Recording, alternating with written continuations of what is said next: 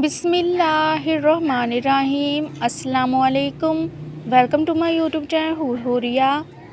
मेरे प्यारे प्यारे इस्लामी बहन भाइयों, आज के इस वीडियो में मैं आपके साथ दरूद की एक मेडिकल स्टोरी शेयर करने जा रही हूँ।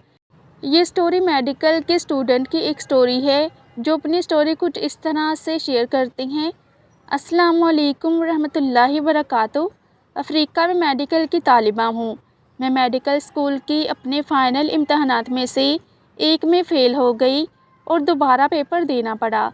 अगर मैं दूसरी बार इम्तिहानी पर्चे में फ़ेल हो जाती तो मुझे अगली क्लास में तरक्की नहीं मिल पानी थी और मुझे पूरा तालीमी साल दोहराना पड़ सकता था। मैंने अपने इम्तहानात से एक हफ़्ता पहले दरूद पढ़ना शुरू किया।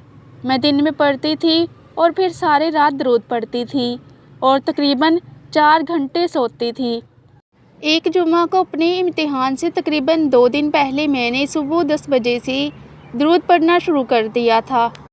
मैं इशा से पहले तक जाग रही थी। मैं थोड़ा सोई फिर बेदार हुई और दरूद पढ़ रही थी। हफ्ता के दिन मेरी एक दोस्त ने मुझे माजी के इम्तिहानी पर्चे का मुताला करने का मशवरा दिया जो उसने मुझे भेजा था।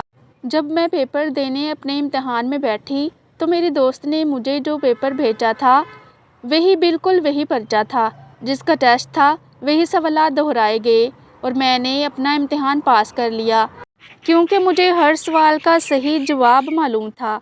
मैं इसे इत्तेफाक नहीं कह सकती, बस अल्लाह ने किया है। ये दरूद की ताकत है और अल्लाह की कुदरत है।